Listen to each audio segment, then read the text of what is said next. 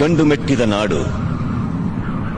ಮಲೆನಾಡಿನ ಸಹ್ಯಾದ್ರಿ ಬೆಟ್ಟಗಳ ಶ್ರೇಣಿಯ ತಪ್ಪಲಲ್ಲಿ ಸದಾಕಾಲ ತುಂಬಿ ಪ್ರಶಾಂತವಾಗಿ ಹರಿಯುತ್ತಿರುವ ಮಲಪ್ರಭಾ ನದಿಯ ದಂಡೆಯ ಮೇಲೆ, ಪ್ರಕೃತಿಯ ಮಡಿಲಲ್ಲಿ ಕಂಗೊಳಿಸುವ ಫಲವತ್ತಾದ ವೀರಭೂಮಿಯಲ್ಲಿ ನೆಲೆ ನಿಂತ ಕಿತ್ತೂರ ಸಂಸ್ಥಾನಕ್ಕೆ ಸೇರಿದಂತ ಒಂದು ಸಣ್ಣ ಹಳ್ಳಿ ಸಂಗೊಳ್ಳಿ. ಈ ಹಳ್ಳಿಯಲ್ಲಿ ವಂಶ ಪಾರಂಪರ್ಯವಾಗಿ ವಾಲಿಕಾರಿಕೆ ವೃತ್ತಿ ಮಾಡುತ್ತಿರುವ ಕುರುಬ ಸಮಾಜದ ದೇಶನಿಷ್ಠ ಕುಟುಂಬದಲ್ಲಿ ಭರಮಣ್ಣ ಹಾಗೂ ಕೆಂಚವ್ವಳ ಮುದ್ದಿನ ಎರಡನೇ ಮಗನಾಗಿ ಹುಟ್ಟಿದವನೇ ಸಂಗೊಳ್ಳಿ ರಾಯಣ್ಣ. ಕ್ರಾಂತಿವೀರ ಸಂಗೊಳ್ಳಿ ರಾಯಣ್ಣ. ಕನ್ನಡಿಗರ ಮಾನಾಭಿಮಾನ ನಿನ್ನಂತ ಕಚ್ಚಿನಾಗೇನ್ ಗೊತ್ತೈತಿ? ಇದು ಕೆಚ್ಚದೆ ಕಲಿಗಳ ಬೀಡೈತಿ, ಅಂಜಿಕೆ ಮುದರಿದಿರ ನಾಡೈತಿ, ಕಿತ್ತೂರು ದೇಶಾಭಿಮಾನ ಸ್ವಾಭಿಮಾನದ ಗೂಡೈತಿ. ಇಂಥ ನಾಡ್ಗ ನೀನು ಜೀವಭಯ ತೋರಿಸ್ತಿ.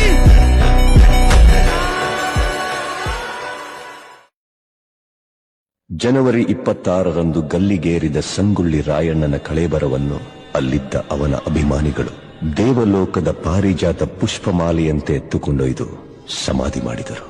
ಫಕೀರನ ವೇಷದಲ್ಲಿದ್ದ ರಾಯಣ್ಣನ ಆಪ್ತ ಸ್ನೇಹಿತ ಬಿಚ್ಚುಗತ್ತಿ ಚೆನ್ಬಸ್ಸು ಆ ಸಮಾಧಿ ಮೇಲೆ ಆಲದ ಸಸಿ ನೆಟ್ಟು ನೀರ್ಹಾಕಿ ಬೆಳೆಸಿ ಅಲ್ಲೇ ವಾಸಿಸುತ್ತ ಇಹಲೋಕ ತ್ಯಜಿಸಿದ.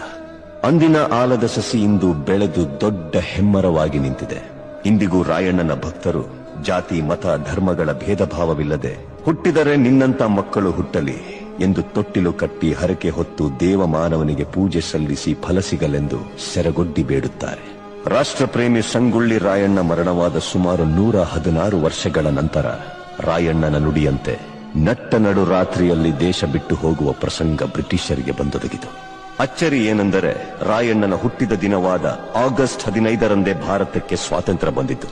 ಗಲ್ಲಿಗೇರಿದ ದಿನವಾದ ಜನವರಿ 26ರಂದೇ ಭಾರತ ಗಣರಾಜ್ಯವಾಗಿದ್ದು, ದೇಶಪ್ರೇಮ, ಸ್ವಾಮಿ ನಿಷ್ಠೆ, ತ್ಯಾಗ ಬಲಿದಾನಗಳ ಪ್ರತೀಕ ರಾಯಣ್ಣ, ಕ್ರಾಂತಿವೀರ ಸಂಗೊಳ್ಳಿ ರಾಯಣ್ಣ.